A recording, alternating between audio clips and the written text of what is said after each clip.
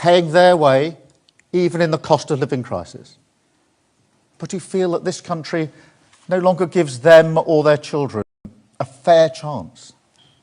People stuck on an NHS waiting list, whose town centre is blighted by antisocial behaviour, who can't afford to buy a place that they can call home, or can't afford the home they have because of the mortgage bombshell. And people who feel ignored as their lives, no matter how hard they work, slide into greater insecurity. Scared of the postman coming down the path. Will it be another bill that I can't afford? People like that video that we've just watched. The people we changed the Labour Party to serve. I know some people want to have a debate about this. And I know there will always be the exception that proves the rule. Welcome to the wonders of a diverse country. But I also know that the working people of this country know exactly who they are, and that they are the golden thread that runs through our agenda. Every single one of our national missions is about delivering for them. And we're getting on with the job. That's why we reform planning rules, to get Britain building again, restore the dream of home ownership. It's why we ended the junior doctor strikes, to lift the pressure on our NHS, start cutting waiting lists. It's why we stopped the riots with tough sentences for violent thugs, launched a border security command to smash the people smugglers, switched on Great British Energy to get Putin's boot off our throat, make our country more secure, create good jobs right across the country.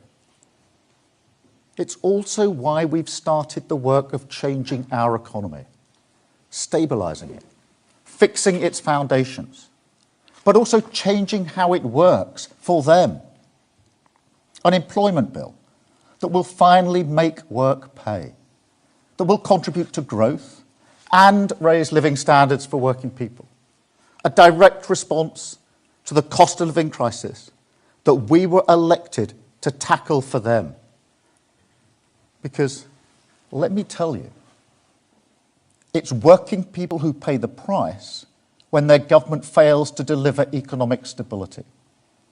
And they've had enough of slow growth, stagnant living standards, and crumbling public services. They know that austerity is no solution, and they've seen the chaos when politicians let borrowing get out of control. We choose a different path. Honest, responsible, long-term decisions in the interests of working people. Because it's stability that means we can invest, and reform that will maximise that investment. £63 billion worth of investment secured from business 2 weeks ago. A record-breaking show of confidence in our plan for growth. That's investment that will create tens of thousands of jobs, good jobs, in every corner of the country. I know that some people recoil from the tough decisions we have to make to fix the foundations. But that investment, it didn't happen by accident. It's because businesses can see that we're fixing the foundation. Everyone who finds damp in their house knows they have to make a decision. Paint over it, or strip it out, pull off the plaster, and deal with it once and for all. So I will defend our tough decisions all day long. It's the right thing for our country, and it's the only way to get the investment that we need. Stability, investment, reform. That is how we will fix the NHS, rebuild Britain, and protect the payslips of working people, delivering on our mandate of change.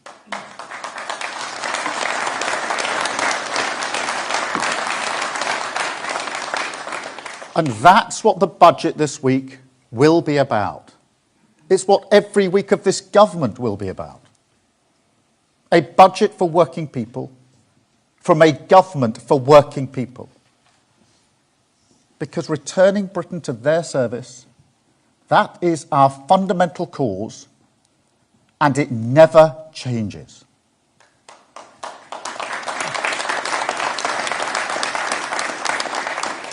It will also be the first budget delivered by a woman ever.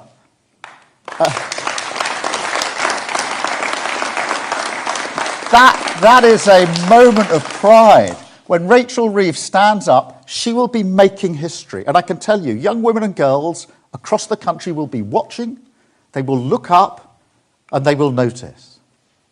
It will also be a budget which will show to the British people that we won't be distracted from our task, that we will stick to our long-term plan, run towards the tough decisions, rip off the short-term sticking plasters, so we can lead our country, finally but decisively, out of this pay more, get less doom loop, the low-growth Tory trap that for 14 years decimated public services, destroyed our economic foundations, and made working people pay the price.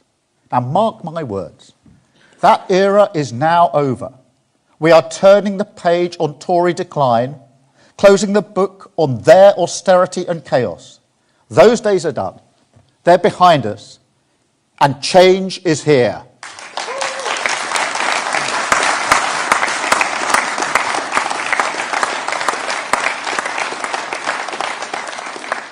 Of course there will be tough decisions.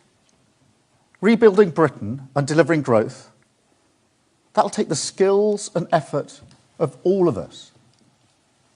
That's why this budget will also get Britain working.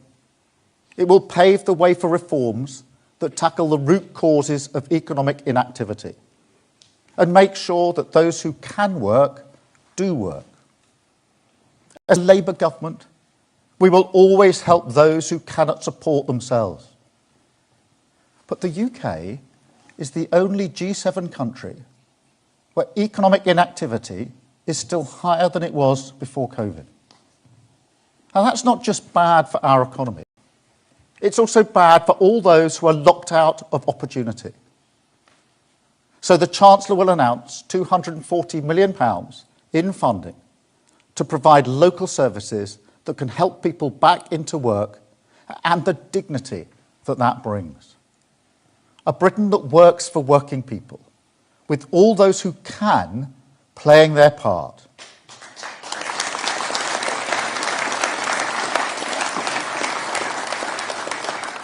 We will also be ruthless in clamping down on government waste, just as we will be ruthless on clamping down on tax avoidance.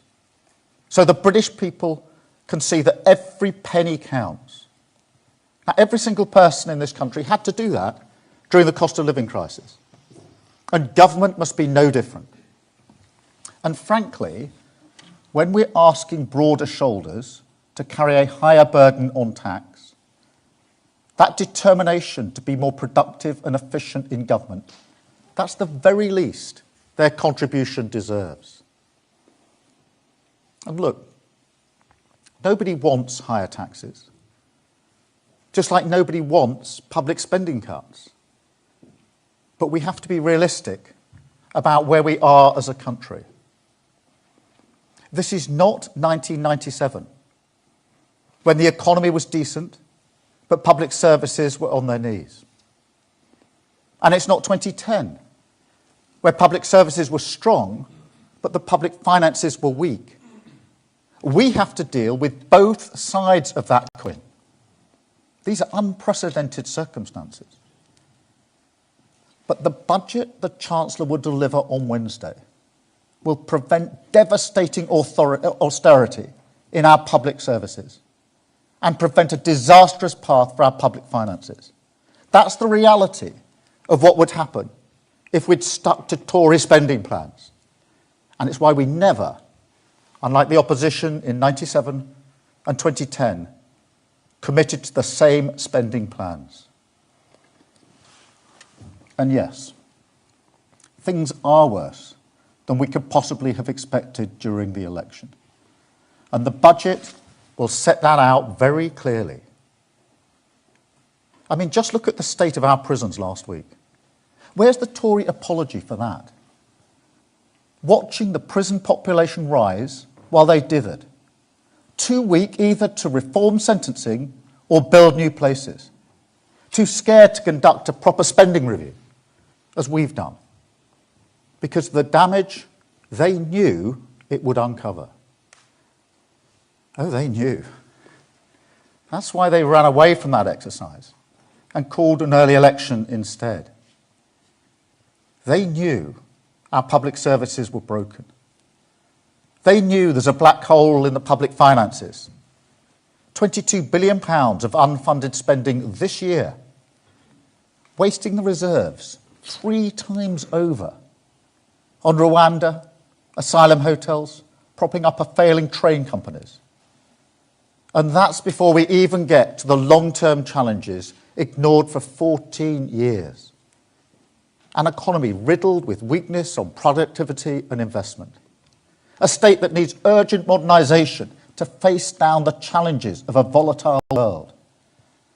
A country where people don't just lack faith in politicians to fix any of this, but also wonder whether Britain can, whether we still have the resources to move forward, or whether decline is now an incurable disease. They knew all of that, but I won't offer it as an excuse. I expect to be judged on my ability to deal with this. Politics is always a choice.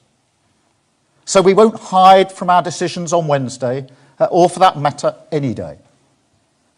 And besides, as I said 2 weeks ago at our International Investment Summit, we have huge assets in this country, leading positions in the industries of the future, clean energy, artificial intelligence, life sciences, the creative industries, a technical sector that is the envy of Europe, a heritage steeped in science, trade and innovation, and values deep in the bones of this nation, and which say to the world, this country is open for business. This country respects diversity and difference under the same flag. We are still the country known all around the world for our pragmatism and our creativity, the ingenuity and industry of our people. And so if we do grasp the nettle on our economy, if we do fix those foundations, stick to the values and deliver the change working people need, we won't just get through this. Better days are ahead. Seriously, this is an economic plan that will change long-term British growth for the better. We are tackling the biggest challenges in our economy. Higher investment, we're dealing with it. Planning, we're reforming it. The labour market, we're getting people back to work, but also making sure work pays. On competition, we're stripping out the needless regulation that holds back private investment. And all of this built on that foundation of economic stability. That is what fixing the foundations means, what delivering change means. And everyone in this country will benefit from this. Everyone can wake up on Thursday and see that a new future is being built, a better future.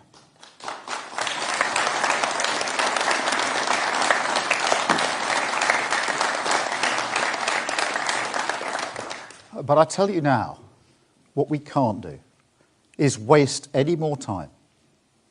Politics is a choice, and it's time to choose a clear path. It's time to embrace the harsh light of fiscal reality so we can come together behind a credible long-term plan. It's time we ran towards the tough decisions, because ignoring them set us on this path of decline. It's time we ignored the populist chorus of easy answers, because we saw what happens if you reject the constraints of economic stability. And we're never going back to that. That is our choice. Stability to prevent chaos. Borrowing that will drive long-term growth.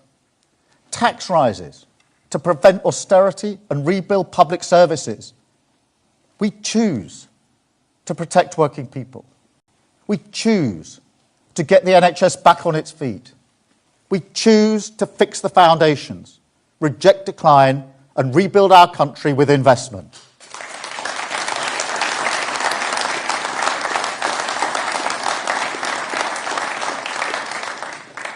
And whilst I'm sure you understand, I can't get into the individual measures before Wednesday, I will say this.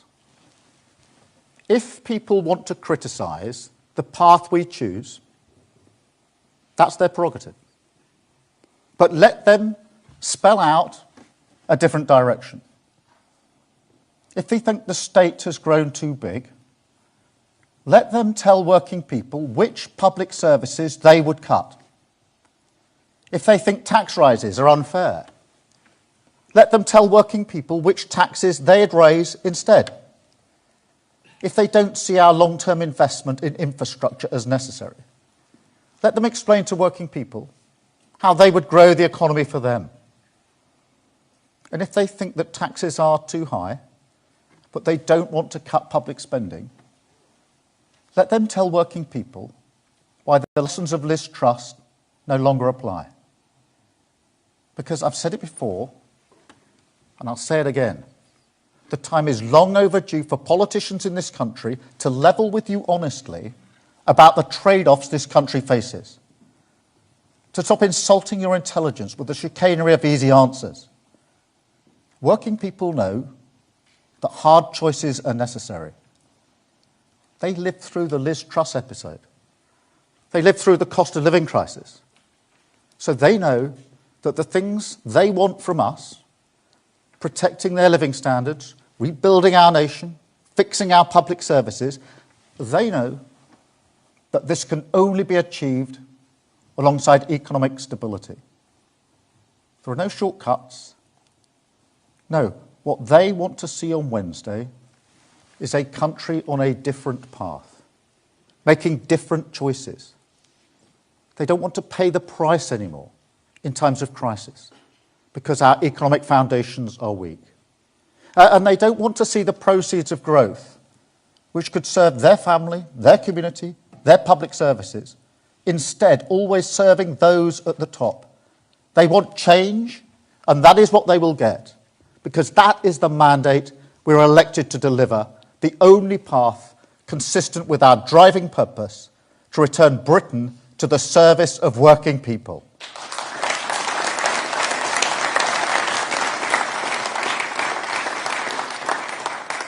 That purpose also runs through the priorities we set out in our manifesto.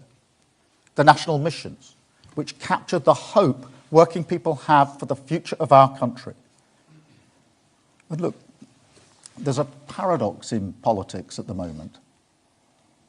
All around the world, traditional values, democratic values, values that have underpinned the way countries like ours have operated for years, the pragmatism that is part of our identity, it's under attack. Why? Because people, working people most of all, have lost faith it can still deliver for their family.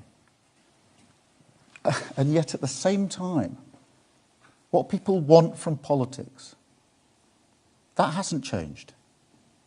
People want a stable economy. They want their country to be safe, their borders secure, economic security, national security, border security. Those are still the foundations everything rests upon. And then beyond that, they want exactly what those national missions promise. A growing economy, safer streets, clean British energy in their home, opportunities for their children, and an NHS that is there when they need it.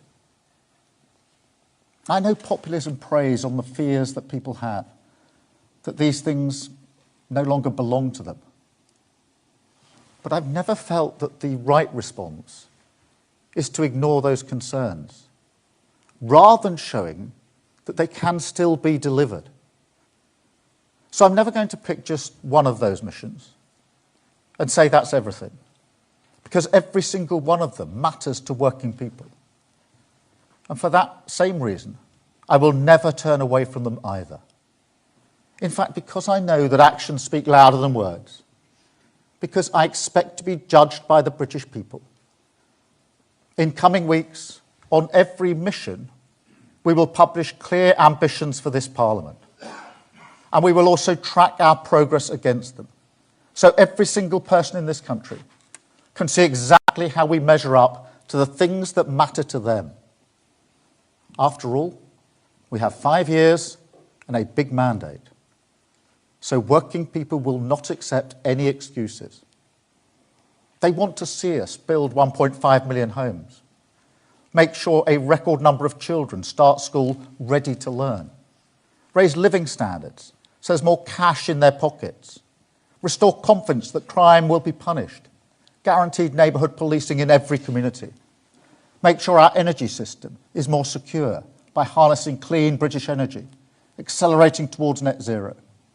And on our NHS, they want us to cut waiting times dramatically to meet the 18-week target that is still the best benchmark of an NHS that's back on its feet, facing the future, and once more, a beacon of pride to the world.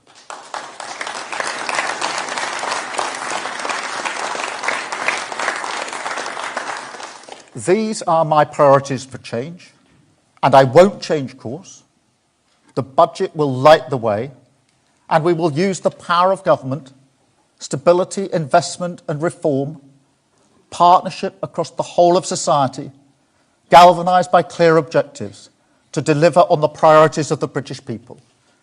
The foundations fixed, public services renewed, a country rebuilt by investment, released from decline, returned once more to the service of working people. Now that is the course we set this week. That is the driving purpose of this government, and that is the change that we will deliver. Thank you very much. Thank you.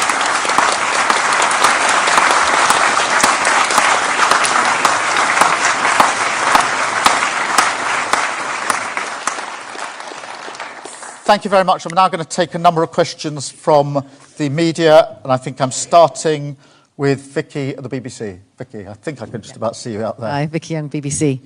You're promising to be honest with people, but isn't this turning out to be a budget of sneaky tax rises? You're putting up employers' taxes, which will be passed on to the working people that you say you want to protect. We made clear manifesto promises to working people about not raising VAT, their national insurance, and income tax, and we intend to keep to those promises. But the purpose of the decisions that we're making this week are to ensure that we do stabilise our economy and ensure that we've got the foundations to rebuild our country. And that is vitally important. We will never get the investment into this country that we need if we don't stabilise our economy. It's a vital first step. And that's why I said it's a bit like people, and everyone will have had this experience of damp or cracks in your house, and you take a decision. Am I going to paint over it and hope for the best? The same thing always happens. The damp comes back, the crack's still there. Or do it properly from the outset. We're going to do it properly. We're going to fix the foundations. That's why we'll take the difficult decisions that we need to take on Wednesday and rebuild our country. Thank you. I've got Harry from ITV. Thank you, Prime Minister. You talk about being honest and being realistic. Shouldn't you be honest that for many working people, the amount they will pay in tax will be going up after your budget? And if you can't be honest about that, then shouldn't the public have every right to feel let down and to lose faith in your government after this budget? Let me be clear. So far as working people are concerned, I'm concerned with what's in their payslip and making sure that there is no more tax in their payslip. And that matters to people because we made that promise to them. And honesty is really important here because we're facing really difficult decisions. And I'm not prepared to continue with the fiction that we've had previously over the last 14 years.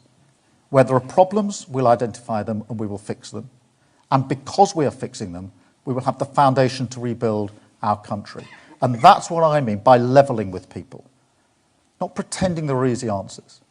And that's why I say, for those that want to criticise our course, the path that we've chosen Let them tell us what they would do, what different path that they would take to fix our country. Which public services would they cut? Which other taxes would they raise? Because we can't have this fiction. You can lower taxes, spend more on public services without making any changes. That's what got us into the problem in the first place. Thank you. I've got Sam from Sky.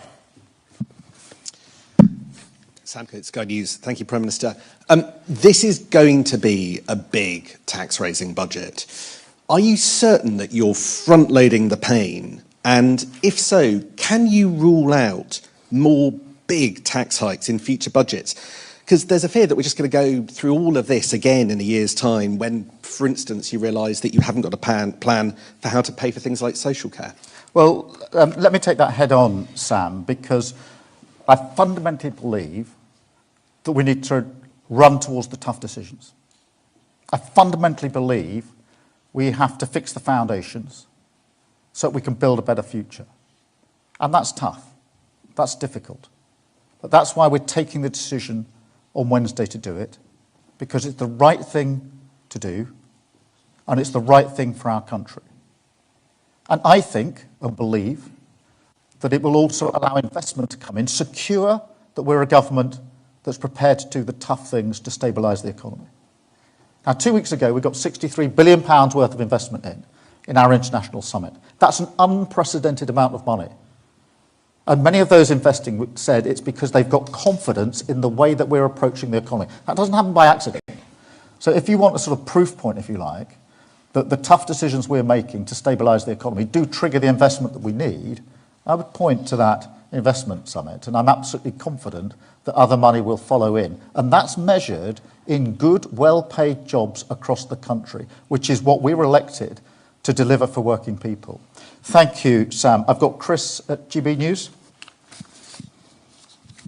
Prime Minister, thank you. On Friday in County Durham, a pensioner and former miner called Billy Pounder told GB News how he moves his heater every day from room to room to keep warm. He blamed the withdrawal of the winter fuel allowance for this. He said to us, "I wish I hadn't voted Labour.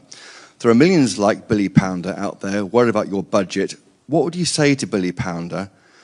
And was he wrong to vote for you?" Well, what I would say is that I do understand the concerns that people have. I genuinely do. And that is why we are protecting the most vulnerable with pension credit and making sure that everybody who's entitled to pension credit takes up that pension credit, which obviously guarantees them the payment. But we are also fixing the foundation, stabilising the economy. And what that allows us to do is to commit absolutely to the triple lock. And that means that for millions of pensions next year, they go up by up to £475 on top of the £900 or so this year. And that's why I can say that every pensioner will be better off under a Labour government that takes the difficult decisions to stabilise the economy. Thank you, Chris. I've got Dave from the Mirror. Thank you, Prime Minister. Dave Boat from the Daily Mirror. Prime Minister, it's been reported over the weekend that the £2 cap on bus fares across England is going to be scrapped in the budget. What's your assessment on the impact this would have on working people who would expect the Labour Party to be on their side? And just as an addition to that, if I may, do you think Mike Ainsbury should resign? We're going for one question, but otherwise we'll start let me just deal with both those issues. Look, on the £2 bus fare, first thing to say is the Tories only funded that till the end of 2024. And therefore that is the end of the funding in relation to the £2 capped fare. I do know how much this matters, particularly in rural communities where there's heavy reliance on buses. And that's why I'm able to say to you this morning that in the budget we will announce there'll be a £3 cap on bus fares to the end of 25, because I know how important it is. So that'll be there in the budget on Wednesday. On Mike Amesbury, look, I've seen the video footage. It's shocking. We moved very swiftly to suspend him as a member and as a member of Parliament. There is now a police investigation, and in the circumstances, you'll appreciate there's not much more I can say about that. Thank you very much. But we are going to revert to one question each. This is a slippery slope otherwise. I've got Kieran at The Guardian. Thank you. Kieran Stacey from The Guardian. The Labour MP Jaz Atwal was revealed today to be the owner of a failing children's care home. Can I ask what reassurances you've sought from him about that, and whether there was any conflict of interest when that care home won contracts from the council, of which Jaz Atwal was the leader?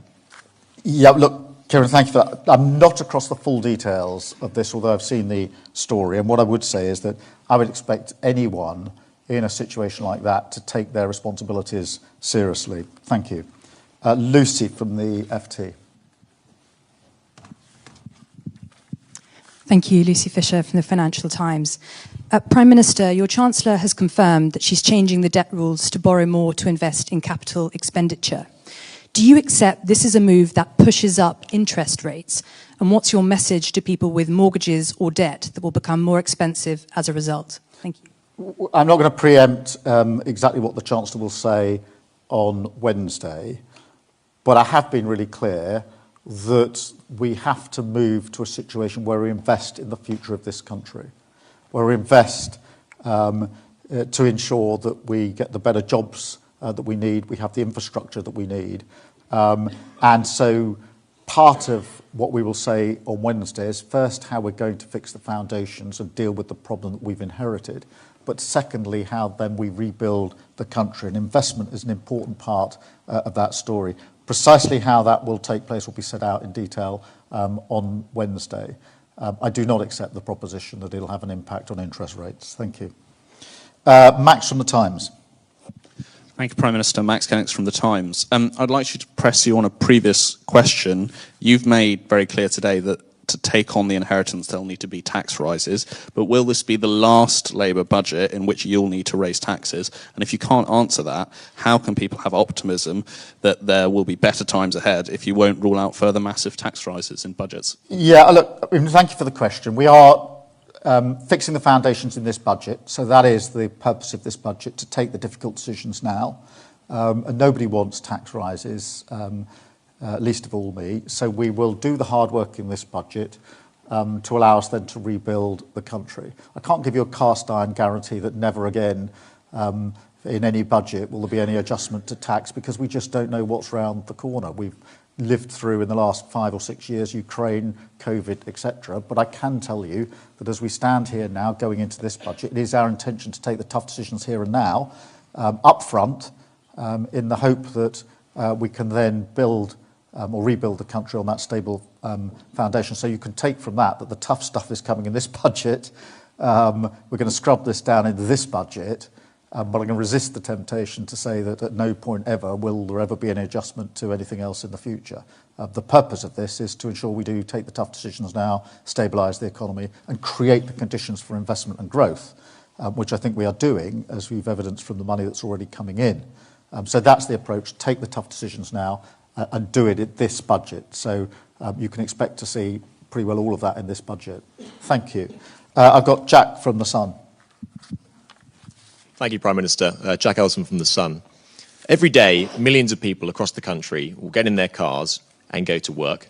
So would any hike to fuel duty on Wednesday be a direct hit on the working people that you claim to champion? Well, I know this is of particular concern to your readers. And I'm not going to preempt what happens on Wednesday, but obviously this is an issue that comes up at every budget, and you'll see how we deal with it at this budget. But I do understand how important it is. I understand what you're putting to me, and I know how important it is to you, your readers, and others. Thank you. I've got Kamal from the Mail. Kamal Jaffer, Daily Mail. Prime Minister, new polling this morning suggests that the majority of voters would prefer Wednesday's priority to be lower taxes ahead of investment in public services. Do you feel your government's priorities are out of step with the public mood? No.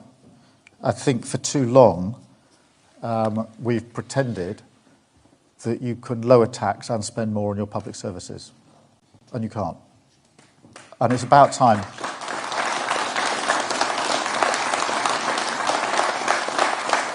And it's about time we faced up to that. almost everybody knows the NHS is broken. We're going to fix it. We're going to put it back on its feet and make it something we can be proud of again. That's the path we're choosing. And that's what we'll deliver for working people. But what we're not going to do is continue the fiction that's got us here in the first place. The pretense that you can always have lower taxes and that your public services will run properly. Because the last 14 years have shown that is completely and utterly untrue. And people voted for change and will deliver it. I've got Luke from LBC. Thank you, Prime Minister. Luke Shanahan, LBC. You've said that people should judge you on whether or not they feel better off within 5 years' time. Is that how long it will take to feel positive effects of what you're doing now? No. The £63 billion in investment that came in 2 weeks ago is about jobs that will be seen around the country, jobs which we will ensure can be put in place as quickly as possible. The money that we will spend on the NHS will make sure that NHS is getting better straight away, the first steps that we've set out. What I was saying is I expect to be judged by what we've delivered after 5 years. We've got a terrible inheritance. I think everybody can see that. It was bad enough with what we did know before the election. It's even worse now we've had a look at the books. Even worse. And we're entitled to spell that out. But as I said in my speech, it's now to us to deliver the change. And we will deliver that change. That's why we're taking these tough decisions. And yes, I expect to be judged on that at the end of this Parliament. Judged by whether we've made people better off. Judged by whether the NHS is functioning better. Judged by whether our public services are better at the end of a Labour government of 5 years than they were when we started. That's why we're taking these difficult decisions. And I'm very happy, would expect to be, judged by the British public on whether we've delivered on that. And every day I wake up focused on that delivery because we were elected into government to change, and I came into politics to change lives for the better. It's the only reason I changed my career, to come into politics to make lives better. And therefore I'll happily be judged on whether we're able to do so. Our path sets the course for that change. Thank you. And then I've got Mark from the Express and Star. Mark Andrews, Express and Star. Thank you, Prime Minister. You've spoken a great deal about growth and investment. There's been a service published today by the Black Country Chambers of Commerce saying that confidence in small businesses in the Black Country has fallen since the election, that investors, the companies that were planning to make investment in creating jobs have decided to have a wait-and-see approach, store their investment because of fears of what's going to be in the budget. What would you say to give confidence to small, medium-sized businesses in areas such as the Black Country, what you will do for them to encourage them to invest and create jobs in the region? Yeah, well, first let me acknowledge how important small businesses are to our economy. There are many, many small businesses. They're the backbone of our country and our economy. They make a huge contribution. And therefore, it's very important that we take steps that make it easier for small business, not harder for small business, and we intend to do so, not just in the budget, but also more broadly. There's the wider questions we're taking on in relation to planning, in relation to regulation, and the inward investment, the £63 billion, which will then go alongside other investment, including investment of small businesses. So let me acknowledge how important they are, and let me reassure them that we intend to make it easier for small businesses, not more difficult for small businesses, because we know how central they are to our economy. Thank you all very much for being here. Thank you for listening. Thank you.